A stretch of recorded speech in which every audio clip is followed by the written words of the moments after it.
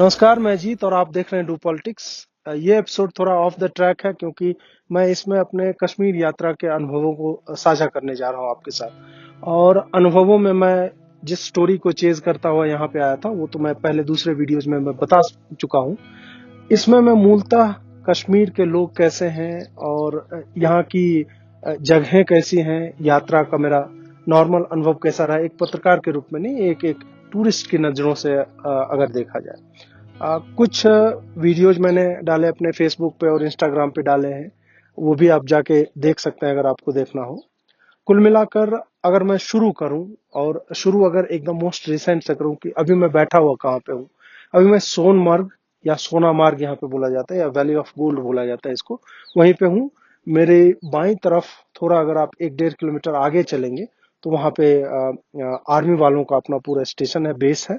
और उसके बाद गेस्ट हाउसेज हैं, पूरी सड़कें हैं, जिसके वीडियोस हम इसी वीडियो में इंक्लूड कर देंगे ताकि आपको अंदाजा लगे कि यहाँ के लोगों का रहन सहन कैसा है। टूरिस्ट अगर यहाँ पे आए तो उसको क्या क्या यहाँ पे अनुभव मिलेंगे, क्या क्या फैसिलिटीज यहाँ पे उपलब्ध है। और मेरी दाहिनी तरफ जो है वहां पे पूरे एकदम वनाच्छादित पहाड़ हैं, कुछ नेकेड माउंटेन्स भी हैं, कुछ पे स्पार्सली ट्रीज जो है बहुत कम है, और कुछ पे ग्रास है, पूरा का पूरा एकदम महीन घास, जिस पे मैं यहीं पे इस चेयर पे भी बैठा हूँ, वहां पे भी यही है। तो ये मूलतः इस वैली का आप कह सकते हैं कि एक नेचर है। और मैं अभी जहां से आया, मेरा बाल बिखरे हुए हैं, मैं अभी एक यहीं पे नदी बहती है, यहाँ पे थाजवास ग्लेशियर है, जो यहाँ से सामने चल के फिर थोड़ा सा बाय लेते हैं तब मिलती है। और वो मतलब जब कहते हैं कि कश्मीर धरती का स्वर्ग है, तो जब आप वहां पे जाएंगे, और अभी तो उस तरह से नहीं लग रहा था, पर उसके कुछ शॉट्स देखेंगे, आप वीडियो देखेंगे तो आपको आपके वो नैनाभिराम एक शब्द होता है कि नैनों को एकदम छू जाते हैं आपके, मतलब आत्मा तक को छूती हैं वो तस्वीरें और वो अनुभव जो होता है आपका। तो मैं तो वहां तक गया, लेकिन वहां पे अभी बर्फ उस तरह से है नहीं। ग्लेशियर बोलते हैं लेकिन मूलतः ग्लेशियर बहुत दूर है यहाँ से। पहाड़ों पर जो बर्फ पड़ी हुई है वो पिघलती है, और धीरे धीरे पिघल के रिस रिस के एक नदी का रूप लेती है, और शायद सिंधु नदी यहाँ पे है। तो वो बह रही थी बहुत ही फोर्स में। तो शॉर्टकट लेते हुए पैदल ही मैं और मेरे सहकर्मी हैं, नाम नहीं बताऊंगा सुरक्षा कारणों से, वो अपना नाम नहीं बताना चाहता कभी भी। तो वो हमारे साथ मतलब कैमरा एडिटिंग ये सब भी देखता है। तो वो जो है हम दोनों साथ जा रहे थे, और वो मुझे खींचते खींचते ले गया कि नहीं भैया बस 10 मिनट बाद जो है एकदम वो आ जाएगी वैली। नहीं भैया, वहां पहुंच के मैं उसको फिर गाली दे रहा था, तुम खाली पागल बना रहे हो मुझे, कोई वैली नहीं, कुछ नहीं है। ये मैं पास का एक यहीं पे पुल था जहां हम रुके हुए थे वहीं पे, तो वहां पे भी वही नदी बह रही थी। तो हमने कहा नहाना ही है तो वही नहा लेते, इतना तुम मेहनत करवा के ऊपर जा रहे।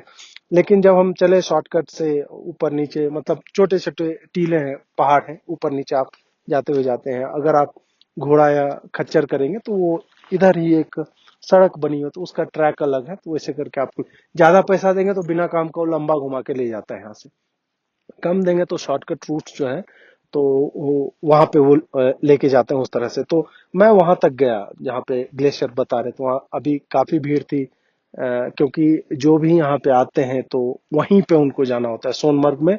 अगर आप वहां नहीं गए तो कहाँ गए, इस टाइप का। और मैं थोड़ा अलग तरह का व्यक्ति हूँ कि मुझे अगर आप पहाड़ दिखा दे जो आप पीछे देख रहे हो, इसके पीछे करगिल है, और ये माउंटेन जो है ये मतलब नग्न आंखों से इतना सुंदर लगता है कि मतलब मैं शायद बयान नहीं कर सकता हूँ। उसको आप फोटोग्राफ्स में लाख देख लें, लेकिन उस पे जब अभी जैसे सूर्य जो है सूर्यास्त होने वाला है, और थोड़ा थोड़ा टिम टिम थोड़ी सी बारिश भी हो रही है, वो जो रिफ्लेक्शन हो रहा है वहां से, और ये पूरा इसके पीछे करगिल है। और फिर यहाँ से एक सड़क जाती है, वो लेह चली जाएगी, लद्दाख की तरफ चली जाएगी। तो आपको बाइकर्स भी यहाँ पे काफी मिलेंगे। बारिश थोड़ी तेज हो रही है, लेकिन मुझे नहीं लग रहा कि उतनी तेज होगी कि हमें भागना पड़ेगा। खैर, तो वहां तक मैं जब पहुंचा, और फिर नदी में जब हमने डिसाइड किया कि हाँ ये एक जगह है जहाँ पे हमें जो है बैठ के हम स्नान कर सकते हैं, तो पैर जब आप डुबाते हैं, मतलब कंडीशनिंग के लिए कि पाँव जो है आपके, और फिर हाथ पे पानी मारना, और बॉडी पे, शरीर पे पानी मारना, ये जब आप करने लगते हैं, एक्लेमेटाइज होता है बॉडी आपका कि वो 4 डिग्री ठंडा पानी है। और उसमें मैंने देखा कि वहाँ बकरवाल कम्युनिटी होते हैं, तो उनके छोटे छोटे झोपड़ियाँ आप कह सकते हैं कि पत्थरों से बने हुए मकान है, और उसके ऊपर शेड डाला हुआ है। लोग गाय भी पालते हैं, घोड़ा है इनके पास, खच्चर है, भेड़ें भी हैं, वो सभी चर रही थी चारों तरफ। वहां पे डिप किया तो आपको लगेगा पूरा बॉडी फ्रीज कर गया है सिर्फ पैर डिप करने में। और मैं बोतल डुबा के पानी भर रहा था, तो पूरा हाथ जो है, आपको हार्डली 10 सेकेंड लगेगा, वो जाम हो जाता है पूरा हाथ। लेकिन थोड़ा आप मूवमेंट देते रहेंगे तो ब्लड सर्कुलेशन होता रहे तो ठीक है। फिर उसमें मैंने स्नान किया, और फिर जो है एक वो अलग तरह की ताजगी जो है वो आती है वहां नहाने के बाद। और देखिए मेरे बाल वाल जो है एकदम सुपर क्लीन हो गए। खैर मैंने शैम्पू लगाया। तो वहां से फिर अभी हम पैदल चलते हुए इधर आ रहे थे, रास्ते में बहुत सारे टूरिस्ट मिले। ये जो सोनमर्ग है, यहाँ मैं आया हूँ श्रीनगर से। श्रीनगर 2 रात हम रुके, और 3 रात, आज की रात अगर मिला लें, सोनमर्ग में हम 3 रात यहाँ पे रुकेंगे। हमें जाना था लेह, लेकिन क्या हुआ कि वहाँ RT-PCR सर्टिफिकेट मैंडेटरी है, और बिना उसके आपको जाने ही नहीं देंगे। और यहाँ पे हमने पूछा कितने दिन में टेस्ट का रिजल्ट देंगे, तो 2 से 3 दिन बता रहे थे। तो हमने कहा कि ठीक है। फिर रास्ते में, ये बहुत सुंदर जगह है। खैर सुंदर जगह तो पूरा, मतलब कश्मीर की घाटी या कोई भी पहाड़ वाले इलाके में जो होता है ना कि you are a mountain person और बीच पर्सन, तो मैं थोड़ा सा वो पहाड़ों वाला व्यक्ति हूँ। और तो मुझे पहाड़, मतलब अगर कंपेयर करना पड़े तो बीच से ज्यादा सुंदर पहाड़ लगते हैं, उसमें होना ज्यादा अच्छा लगता है। क्योंकि यहाँ पे एक साइलेंस है, चुप्पी है, शांति जो है, वो आपको बहुत अपील करती है। अगर आप उस तरह के व्यक्ति हैं जो अलग रहना चाहते हैं, अलग एक एकांत जिसको चाहिए, तो उसके हिसाब से ये बहुत ही अच्छी जगह है। तो यहाँ पे हम लोग आए थे श्रीनगर से, और श्रीनगर का अनुभव मेरा बहुत ही खराब रहा। वहां ना तो खाना अच्छा मिलता है, मतलब अच्छे अच्छे रेस्टोरेंट में आप चले जाएंगे, खाना बहुत ही बेकार मिलता है। मैं शब्द इस्तेमाल नहीं करना चाह रहा हूँ किस तरह का खाना मिला था, उस पर मैं श्रीनगर वाले हिस्से पे थोड़ी देर में जाऊंगा। यहाँ पर जब आए तो शायद यहाँ टूरिस्ट बहुत ज्यादा आते हैं, बहुत ही आप कह सकते हैं लोकलाइज्ड। वो टूरिस्ट वाला एरिया जो है, मुश्किल से आप 100 मीटर लंबा होगा और 50 मीटर चौड़ा होगा, दैट्स इट। इतने में 100 से आप 200 मीटर मैक्सिमम लंबा कर सकते हो, उतने में ही सारा कुछ सिमट जाता है। तो पूरी इकोनॉमी जब पर्यटकों के ही कारण यहाँ पे डेवलप हो रही है, तो वो जानते हैं कि यहाँ के लोगों को किस तरह का भोजन चाहिए। चाय भी बहुत अच्छी मिली। हाँ, यहाँ पे ये आपको होगा कि अगर आप बॉइल्ड एग खाते हैं तो सुबह में ही तैयार करके वो छोड़ देता है, आपको ठंडा अंडा ही मिलेगा अगर आप मतलब 7 बजे या 8 बजे नहीं गए तो। उसके अलावा जो खाना है, वैरायटी ऑफ राइस, राइस भी यहाँ पे ठीक ही था, चिकन करी भी ठीक ही मिलती है, फ्राइड राइस भी अच्छा था, दाल खिलाया, मिक्स वेज ये सब हमने खिलाया। तो मतलब यहाँ पे खाने पीने में आपको उस तरह की मशक्कत नहीं करनी पड़ेगी जो लेह कोई जाता है या लद्दाख जाता है या श्रीनगर में कोई जाता है, और वो तरस जाता है कि उसको ढंग का कुछ मिले। तो सोनामार्ग जो है या सोनमर्ग जो है, यहाँ पे अगर आप रुकते हैं तो 1 दिन 1 रात रुकिए, ये उसके लिए अच्छी जगह है। अब दूसरे पे आते हैं, मैं कि श्रीनगर से। श्रीनगर में क्या हुआ कि एक तो मेरी एक मित्र है, वो ऐसे तो बताती है कि कश्मीर के लोग सबसे ज्यादा देश में कर्टियस होते हैं, लेकिन मेरा अनुभव ऐसा नहीं रहा। बहुत ही बकवास टाइप के लोग यहाँ पे थे। श्रीनगर की बात कर रहा हूँ। सोनमर्ग में बहुत ही अच्छे लोग, मतलब बहुत ही प्यार से बात करते हैं, और वो ये समझते हैं कि एक टूरिस्ट इकोनॉमी क्या होती है, उनसे किस तरह से आचरण करना चाहिए। श्रीनगर लगता है कि हमेशा एक उबलते हुए लोगों की जगह की तरह मुझे दिखा कि आदमी बिना काम का वहां पे गुस्सा है। आपसे दो अनुभव मैं साझा करना चाहूंगा जिस होटल में मैं रुका था। एक है रिवेरा, सैमसी रिवेरा है।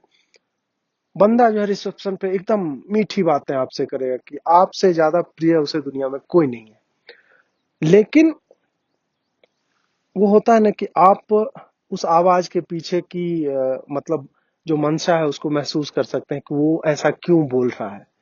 और वो आपको बहुत ही सॉफ्ट टोन में मॉक भी करेगा। इस तरह की चीजें हैं। जैसे एक बहुत ही सिंपल सा एग्जांपल देना चाहूंगा कि गेस्ट के लिए वाईफाई का पासवर्ड है उनका FO@123, that is fuck off 123। आप सोचिए, मतलब किस MBA वाले को, मतलब वो लोग आप जाके देखेंगे रिसेप्शन पे तो पूरा एकदम पैंट शर्ट पहन के और बड़ा ही बाल वाल में जेल लगा के बैठेगा, अंग्रेजी हिंदी कश्मीरी जो आप बोलते हैं जनाब जनाब करके बात करते हैं। लेकिन वाईफाई का पासवर्ड फक ऑफ 123 रखना, ठीक है। उसके बाद वहाँ कमरों में AC नहीं था और टेम्परेचर लगभग आप 32-33 डिग्री था जब मैं यहाँ पे लैंड किया था। और उस 32-33 डिग्री में आप सो नहीं सकते। मतलब जिन लोगों को कम टेम्परेचर पसंद है, मैं तो ठीक है पंखा चला के भी सो सकता हूँ, लेकिन मेरे साथ के और भी 2-3 लोग थे तो उनको काफी कष्ट हुआ। और जब हम बोलने गए कि भैया इसका AC लगवा दो, तो जो रिसेप्शन वाला था वो मतलब ऑलमोस्ट, वो होता है ना एक एक घटिया सी स्माइल होती है जो आपको तुच्छ या डिस्कार्डेबल टाइप का समझता है, तो डिस्पोजेबल टाइप का, कि तुम तो एक दिन 2 दिन के लिए आए हो। मतलब जो टूरिस्ट को एक्सेप्ट करने की बातें होती है वो वहां पे बिल्कुल भी नहीं दिखी। उसने हमें कहा कि अरे यहाँ पे AC कौन चलाता है भाई साहब।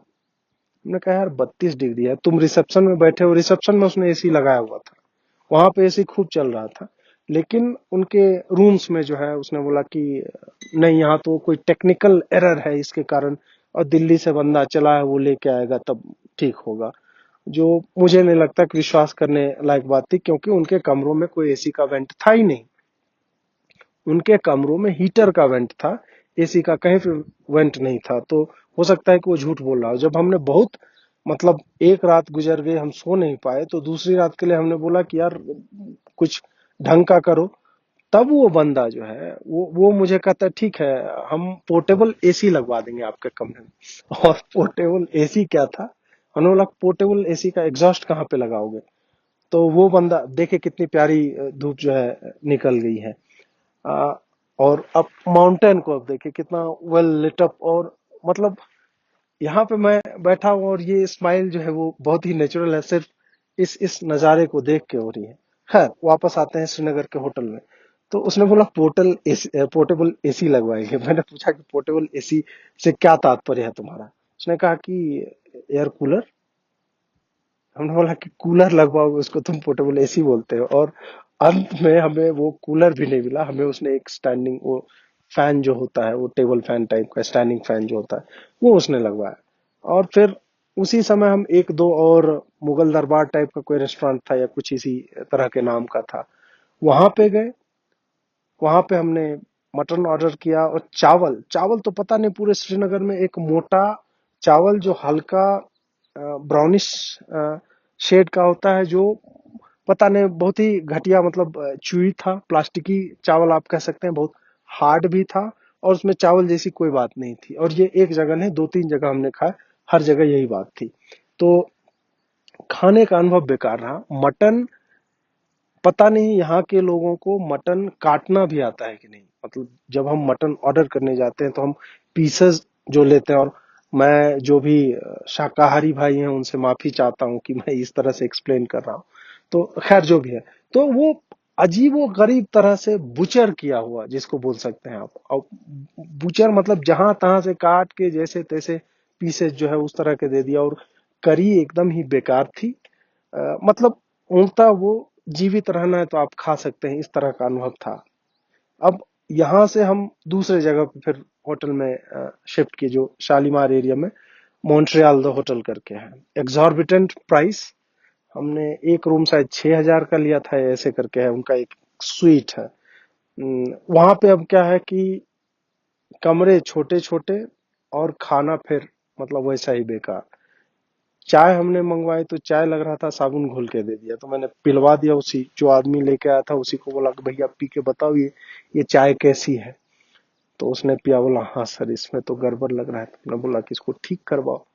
तो ये अनुभव जो है श्रीनगर का बेकार का रहा। और इसके बाद तो फिर जो अनुभव हुआ, एक जो सबसे बुरा अनुभव कह सकते हैं, डल झील के किनारे कि मैं और रमणीक मान थे, और हमारा जो एडिटर है साथ में था। हम लोग ऑन द मूव थे और रमणीक जी को निकलना था। तो आज जो आपने वीडियो देखा होगा, आज या कल, अगर ये वीडियो शनिवार को अगर आप देख रहे हैं तो कल देखा होगा कि हमें शूट करना था। और हम बहुत मतलब टाइम के लिए प्रेस थे, क्योंकि हमने एक दो और शूटिंग की थी, और उसके कारण एयरपोर्ट के लिए उनको निकलना था। तो देरी हो रही थी, हमारे पास समय बहुत कम था, तो हमें रास्ते में ही कहीं ट्राइपॉड लगा के और शूट करना था।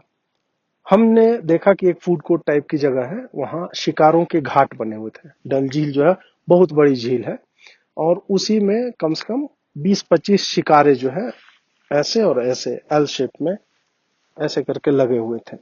हमने एक जगह कॉफी ऑर्डर की, वहां पे कुर्सियां उनसे मांगी और लगाने लगे।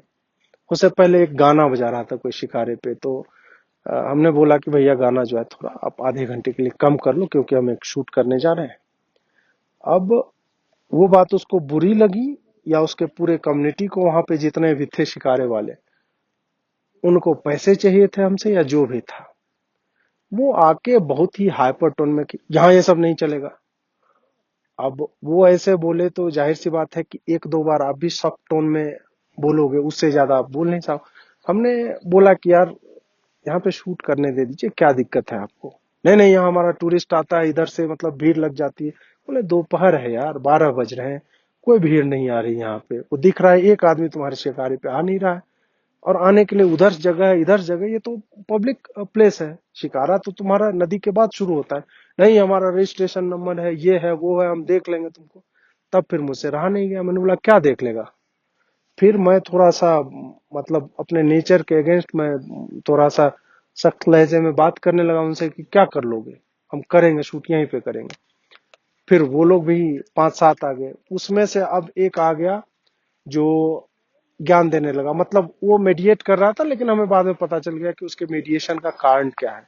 वो शायद हमसे कुछ पैसे वैसे चाह रहा होगा। बारिश थोड़ी तेज हो रही है, तो मैं जल्दी ही रैप अप करना चाहूंगा इसको। तो जो भी है, वहां पे हम अंततः जो है शूट नहीं कर पाए। शूट इसलिए नहीं कर पाए कि वो बहुत ही टर्स लहजे में बात कर रहा था, हमारे पास समय नहीं था, तो हमें कहीं और जाके ही शूट करना पड़ता। तो इस कारण हमने फिर वहां से लपेटा, और फिर हम गए और एक सरकारी गेस्ट हाउस था। गेस्ट हाउस ने कैफे खोला है जेके टूरिज्म वालों ने। हाँ, यहाँ पे एक बात जो मूलतः जाते जाते बताना चाहूंगा कि यहाँ के सरकारी गेस्ट हाउस बहुत अच्छे हैं जम्मू कश्मीर टूरिज्म के। और चाहे श्रीनगर में हो चाहे सोनमर्ग में हो, बारिश लग रहा है थम रही है, तो मैं कंटिन्यू करूंगा अपनी बात को। तो वहाँ का खाना भी अच्छा है। मतलब पूरे श्रीनगर में सिर्फ और सिर्फ वहीं पे मैंने पकोड़े खाए, चाय पी, कॉफी पी, सब कुछ अच्छा था। मतलब एक एक्सेप्टेबल स्टैंडर्ड जो होता है उससे थोड़ा सा बेहतर ही था, कम नहीं था। श्रीनगर में एक जीरो ब्रिज है, काठ का है पूरा, जो शाम में आप देखेंगे तो बहुत खूबसूरत है। वहाँ के वो जो चिनार के पेड़ होते हैं, अगर आपको प्रकृति से प्रेम है तो आप उसको भी देख सकते हैं। मतलब अच्छे से मेंटेन्ड है कुछ कुछ जगह। लेकिन मूलतः श्रीनगर जो है उसमें अगर आप गाड़ी में बैठ के घूम रहे हैं तो आपको दिल्ली और श्रीनगर में बहुत ज्यादा अंतर नहीं लगेगा। एकदम केओटिक जगह। मतलब जैसे कोई भी एक एक कैपिटल सिटी होती है, हाईली डेंसली पॉपुलेटेड, बहुत ही रफ तरीके से गाड़ियां चलती है वहां पे। और अगर आप बच के नहीं चले तो हो सकता है आपको धक्का वक्का भी लग सकता है। तो इस तरह का है श्रीनगर। अब ये भी हो सकता है कि मेरे ही साथ ऐसा हुआ हो, मेरा ही अनुभव खराब रहा हो, तो मैं बेनिफिट ऑफ डाउट फिर भी अभी उनको देना चाहूंगा। लेकिन कुछ कुछ अनुभव जो होते हैं, जैसे मॉन्ट्रियल का मैंने बोला, उसका रूम सर्विस का नंबर क्या था पता है आपको? 7866, 786 और 6। तो ये सब जो सटल मैसेजिंग होती है ना, अब श्रीनगर या कश्मीर में सिर्फ मुस्लिम तो आते नहीं है। तुम यार 9 रख दो, 8 रख दो, कोई भी रैंडम नंबर रख दो, उसमें 7866 रखने की क्या जरूरत है? ये जबरन तुम कोई मैसेज देना चाह रहे हो ना, तो वो मैसेजिंग जो है ये बिल्कुल भी मतलब आप टूरिस्ट को वेलकम नहीं करना चाह रहे हैं। आप जीवन भर स्पेशल स्टेटस मांगते रह गए। तुमसे भारत देश को, मैं पूरे जम्मू कश्मीर एरिया की अब मैं बात कर रहा हूँ और खास करके कश्मीर वैली, उसका जीडीपी में कितना कंट्रीब्यूशन होगा इस देश में, टूरिज्म से कितना आ जाता है। टूरिज्म तुम कहाँ होने देते हो। गोली चलती है, पत्थरबाजी होती है, सब कुछ तुमने बर्बाद कर रखा है। तो टूरिज्म से तुम देते कितना हो, और तुम पे जब तक ये 370 था, स्पेशल स्टेटस था, इन लोगों के ऊपर भारत सरकार नॉर्मल लोगों से, जो भारत की गैर कश्मीरी जनता है, उसके सब्सिडी का शायद 10 गुना ज्यादा वहां पे खर्चा करती है। आर्म फोर्सेज परेशान रहती है, जम्मू कश्मीर पुलिस परेशान रहती है। हाल ही में मैं जिस दिन वहां पे था, उस दिन पुलवामा में शायद या श्रीनगर में ही इनकाउंटर हुआ था। एक लश्कर ए तैयबा का कोई कमांडर पकड़ा गया था। इस तरह की चीजें होती रहेगा तो कौन आके रहेगा तुम्हारा। और ऊपर से तुम्हारा अपना लहजा सही नहीं है, तुम ये फक ऑफ 1 2 3 और 7 8 6 में ही लिपटे रह जाओगे, तो इससे तो टूरिस्ट आएंगे नहीं। तो इसलिए बेनिफिट ऑफ डाउट देने में भी थोड़ा सा मतलब अजीब लगता है कि भैया इनको दे कि ना दे, क्योंकि एटीट्यूड इनका खराब है, जहां तक मेरा निजी अनुभव रहा है। इसी में हमने जो स्टोरी फॉलो करनी थी वो भी फॉलो किया, स्टोरीज लिखी, 3 4 वीडियोस बनाए, और आप लोगों ने देखा भी, सराहा भी। तो ये सब चलता रहा, लेकिन ये निजी अनुभव जो है एज ए टूरिस्ट, वो श्रीनगर में बेकार रहा। सोनमर्ग में ठीक है, मतलब सोनमार्ग में बहुत ज्यादा कुछ, हाँ आप ट्रैकिंग करने वाले हैं तो आपके लिए बहुत अच्छी जगह है। तो हाँ, लोग यहाँ पे एक दिन के लिए रुकते हैं जिनको भी ले जाना होता है, क्योंकि वो थक जाते हैं यहाँ तक आते आते, और उसके बाद फिर आगे बढ़ते हैं। नदी किनारे बैठिए, चिल कीजिए, बहुत ही शांति जो है, मतलब बहुत ही मतलब दिमाग आपका स्थिर हो जाएगा, ऐसी जगह है। और इसी के साथ कुछ तस्वीरें छोड़े जा रहे हैं हम, ताकि आप उन्हें देखें, एंजॉय करें। आपसे विदा लेना चाहूंगा, और सुनने के लिए बहुत बहुत आभार आपका। नमस्कार।